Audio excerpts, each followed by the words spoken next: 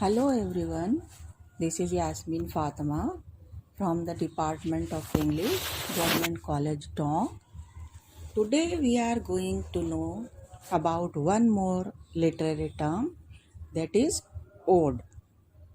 Ode is a long lyric poem. This is more serious in subject and more elevated in style than the symbol lyric.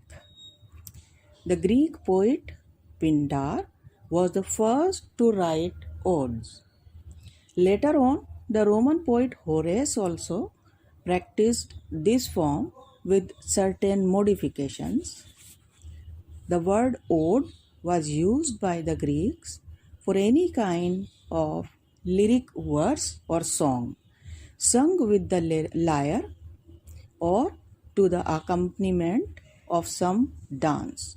It means it was meant for dance, a lyric which was sung at the time of dancing. However, in English literature, the term is applied to only one particular kind of lyric verse. A modern English ode is in the form of an address, often to some abstraction.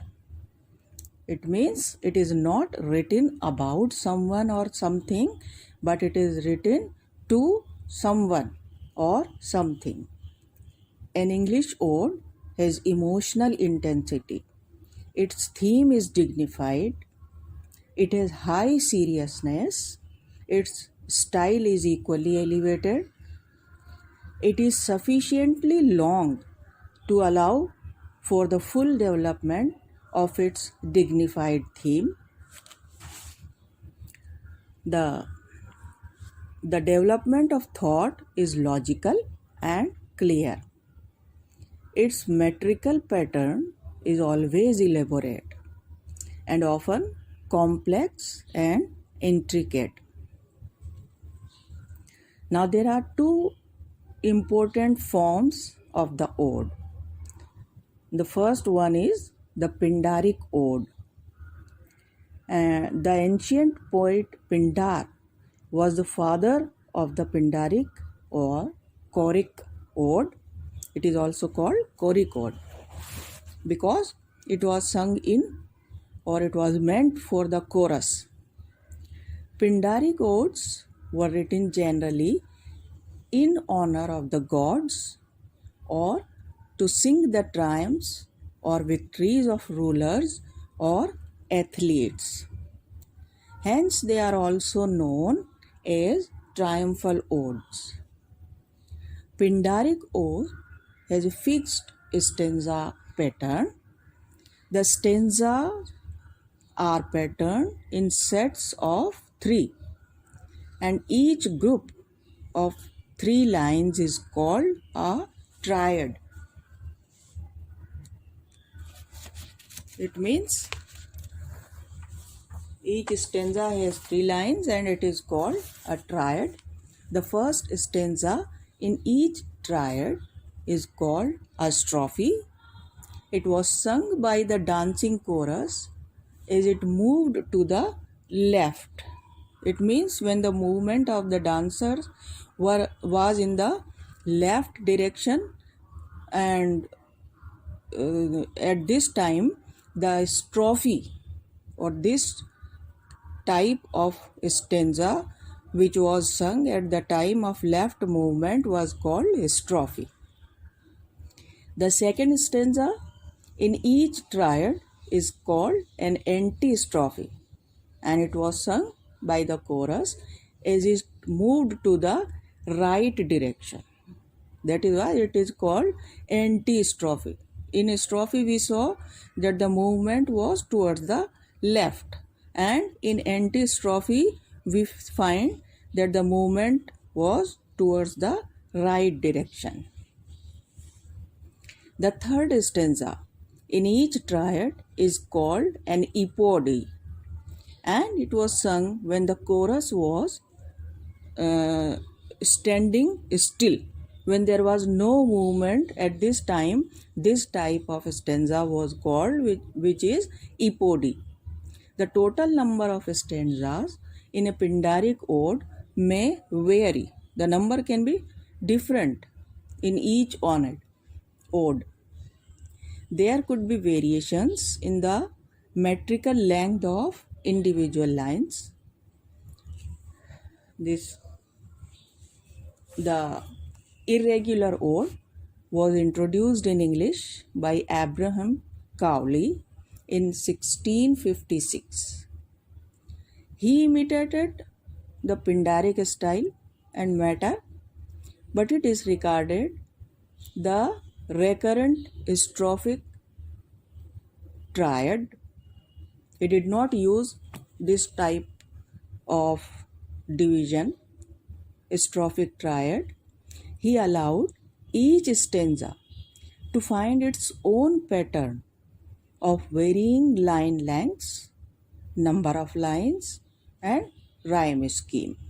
It means the rhyme scheme, the number of line in each stanza, and the length of lines can be different.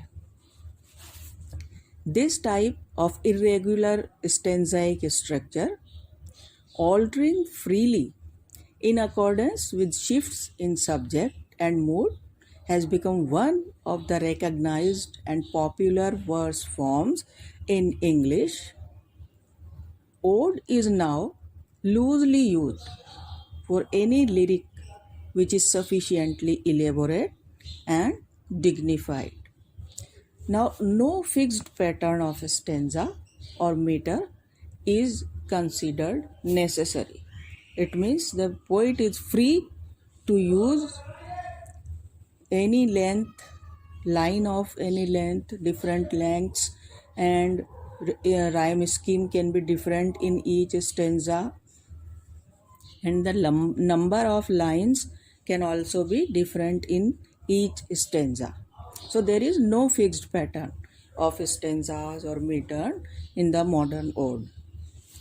Now we come to the other type of ode, that is Horatian ode.